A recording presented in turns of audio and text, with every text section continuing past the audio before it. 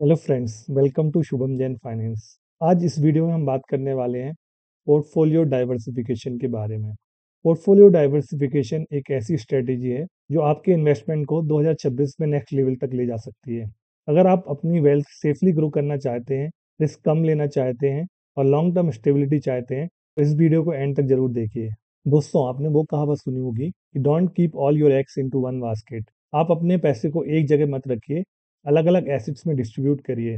जब आप gold, crypto और म्यूचुअल फंड जैसी डिफरेंट कैटेगरीज में इन्वेस्ट करते हैं, तो एक एसेट की गिरावट आपके टोटल पोर्टफोलियो को ज़्यादा नुकसान नहीं पहुंचाती है। मार्केट कभी स्टेबल नहीं होता, कभी गोल्ड ऊपर होता है, कभी क्रिप्टो ऊपर होता है, तो कभी इक्विटी ऊपर होता है, और वाइस वर्सा, कभी गोल्ड नीचे जा सकता है, कभी क्रिप्टो नीचे जा सकता है और कभी इक्विटी नीचे जा सकता है। तो डाइवर्सिफिकेशन आपको इस डेली वॉलेटिलिटी से बचाता है। सबसे पहले बात करते हैं म्यूचुअल फंड्स की। म्यूचुअल फंड्स बिगनर्स के लिए एक परफेक्ट ऑप्शन है। ये प्रोफेशनल फंड मैनेजर्स हैंडल करते हैं और लॉन्ग टर्म वेल्थ क्रिएशन के लिए एक्सलेंट परफॉर्मेंस देता है। अगर हम बात करें गोल्ड की, तो गोल्ड एक सेफ एसेट माना जाता है। मार्केट क्रैश हो या इन्फ्लेशन बढ़े, गोल्ड आपके पोर्टफोलियो को एक सेफ्टी प्रोवाइड करता है। क्रिप्टो एक हाई ग्रोथ एसेट है, रिस्क भी ज़्यादा होता है लेकिन रिटर्न्स का पोटेंशियल भी बहुत ह्यूज होता है। इसलिए पोर्टफोलियो का एक छोटा परसेंटेज क्रिप्टो में रखना स्मार्ट स्ट्रेटेजी हो सकती है। इस वीडियो में हमने पोर्टफोलियो को 3 इन्वेस्टर्स के हिसाब से ब्रेक किया है। पहले इन्वेस्टर्स वो हैं जो कि एकदम कंजर्वेटिव हैं, जिनकी एज 50 प्लस है और जो बिल्कुल भी रिस्क लेना नहीं चाहते। सेकंड टाइप के इन्वेस्टर्स हैं वैलेंस इन्वेस्टर्स, जो थोड़ा बहुत रिस्क ले सकते हैं और इनकी एज 35 टू 50 ईयर्स है। और थर्ड टाइप के इन्वेस्टर्स हैं एग्रेसिव इन्वेस्टर, जिनकी एज अंडर 35 है और जो हाई रिस्क ले सकते हैं।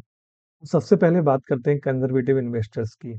मेरे अकॉर्डिंग कंजर्वेटिव इन्वेस्टर्स को अपना 50% पैसा इक्विटी में रखना चाहिए, 40% डेट में रखना चाहिए एंड 10% गोल्ड में रखना चाहिए। इक्विटी के लिए मैंने दो म्यूचुअल फंड सजेस्ट किए हैं, जिसमें पहला म्यूचुअल फंड है ICICI prudential large cap fund and दूसरा म्यूचुअल फंड है Parag Parikh flexi cap fund. इन फंड्स का लास्ट 5 ईयर्स का एवरेज रिटर्न 18 to 20% रहा है। डेट के लिए दो फंड्स रिकमेंड किए हैं, HDFC short term debt fund and ICICI prudential short term debt fund. इन फंड्स का लास्ट 5 ईयर्स का एवरेज रिटर्न 7.5% रहा है।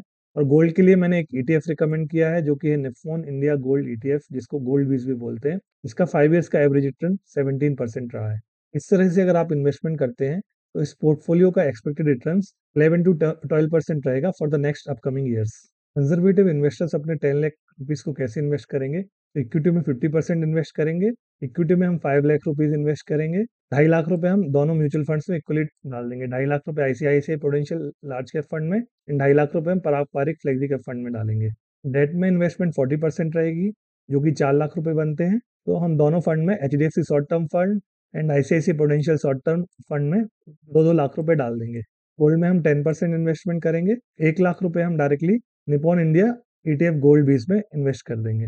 अगर आप ये कंजर्वेटिव अप्रोच फॉलो करते हैं, इजीली आप 11 to 12% एनुअल रिटर्न्स निकाल सकते हैं, और वो भी कोई बिना रिस्क लिए। अगर आप एक कंजर्वेटिव इन्वेस्टर हैं या रिटायरमेंट के क्लोज हैं, तो ये पोर्टफोलियो आपके लिए परफेक्ट है, जो कि आपको लॉन्ग टर्म में पीस ऑफ माइंड देता है।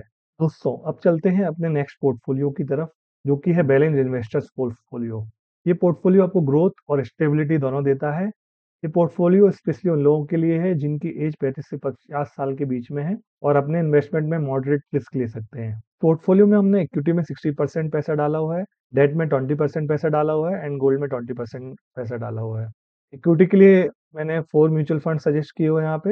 HDFC flexi cap fund, Motilal Oswal mid cap fund, बंधन स्मॉल कैप फंड और एक इंटरनेशनल ईटीएफ है, जो कि है नेस्डेक मॉन 100 ईटीएफ। अगर इस पोर्टफोलियो का लास्ट 5 ईयर्स का रिटर्न देखें, तो 20 to 24% रहा है। डेट में हमने अगेन 20% डाला हुआ है। डेट का रिटर्न लास्ट 5 ईयर्स का 7.5% रहा है।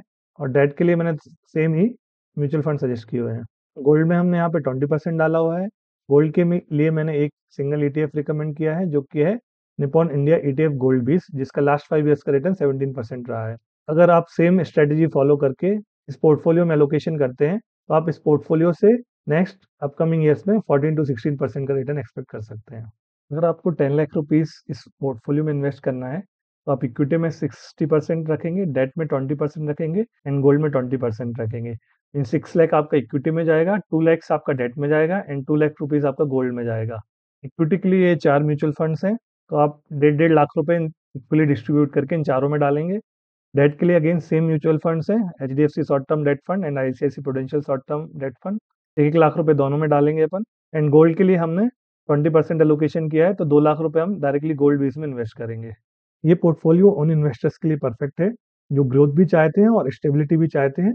दोस्तों, अब आते हैं हमारे तीसरे पोर्टफोलियो पर, जो कि है एग्रेसिव इन्वेस्टर्स पोर्टफोलियो। ये पोर्टफोलियो स्पेशली उन लोगों के लिए बनाया गया है, जो 35 साल से कम के हैं और जिनका इन्वेस्टमेंट हॉरिज़न बहुत लंबा है। यानी जिनके पास टाइम भी है और रिस्क टॉलरेंस भी है और जो अपने रिटर्न्स को मैक्सिमम बनाना चाहते हैं। इस पोर्टफोलियो में मैंने इक्विटी में 70% रखा हुआ है, गोल्ड में 20% रखा हुआ है एंड क्रिप्टो भी ऐड किया हुआ है, क्रिप्टो में 10% रखा हुआ है। इसमें मैंने डेट का कंपोनेंट 0 लिया हुआ है। इक्विटी का हमारा लास्ट 5 ईयर का रिटर्न 20 टू 24% रहा है, गोल्ड का 17% रहा है एंड क्रिप्टो का 40 टू 50% लास्ट 5 ईयर्स का एवरेज रिटर्न रहा है। इस पोर्टफोलियो को फॉलो करके आप इजीली 18 टू 20% ईयरली रिटर्न निकाल सकते हैं। अब देखते हैं हम 10 लाख रुपए को एग्रेसिव पोर्टफोलियो में कैसे इन्वेस्ट करेंगे। तो 7 लाख रुपए हम इक्विटी में डालेंगे, 2 लाख रुपीस गोल्ड में डालेंगे और 1 लाख रुपए क्रिप्टो में डालेंगे। यानी 4 फंड्स में हम इक्वली 1,75,000 रुपीस डिस्ट्रीब्यूट करेंगे। 2 लाख रुपीस हम directly Nippon India gold ETF में डालेंगे एंड बिटकॉइन एंड इथेरियम में इन्वेस्ट करेंगे। बिटकॉइन में हम 70% अमाउंट डालेंगे एंड इथेरियम में 30% डालेंगे। मीन्स 1 लाख में से 70,000 हम बिटकॉइन में इन्वेस्ट करेंगे एंड 30,000 रुपीस इथेरियम में इन्वेस्ट करेंगे। ये इन्वेस्टमेंट हम कॉइनडीसीएक्स या मुद्रेक्स के थ्रू कर सकते हैं। इस एग्रेसिव पोर्टफोलियो के थ्रू हम इजीली 18 टू 24% का एनुअल रिटर्न निकाल सकते हैं।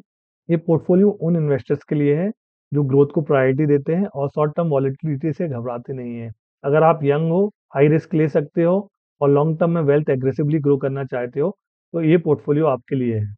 दोस्तों, अब तक हमने 3 अलग-अलग पोर्टफोलियो टाइप्स देखे, कंजर्वेटिव, बैलेंस्ड और एग्रेसिव।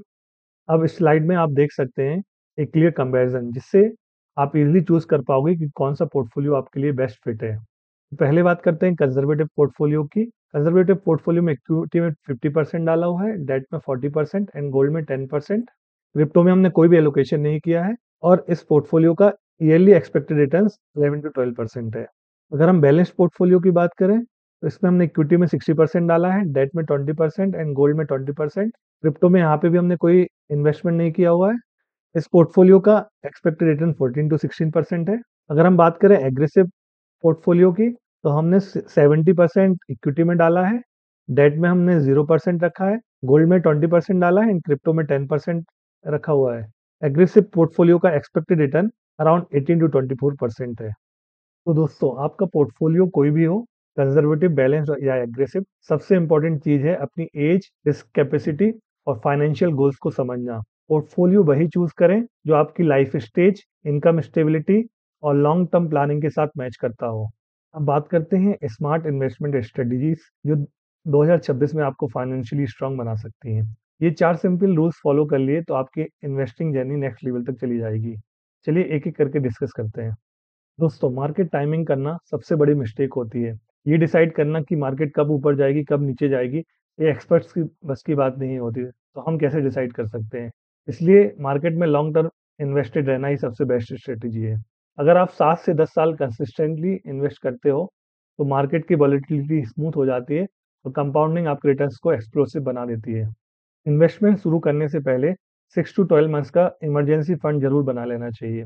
इससे फ़ायदा क्या होता है? अगर आपको कोई मेडिकल इश्यू आता है, आपकी जॉब लॉस होती है या कोई सडन एक्सपेंस आ जाता है, तो आपको अपने म्यूचुअल फंड्स को बेचना नहीं पड़ेगा।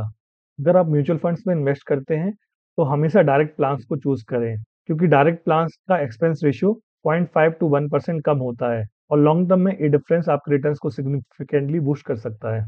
और last but not the least, आप अपने और अपनी फैमिली के लिए प्रॉपर हेल्थ इंश्योरेंस जरूर रखिए। अनएक्सपेक्टेड मेडिकल इमरजेंसी आपके सालों की बनाए हुए पोर्टफोलियो को खत्म कर सकती है। हेल्थ इंश्योरेंस आपके इन्वेस्टमेंट को प्रोटेक्ट करता है।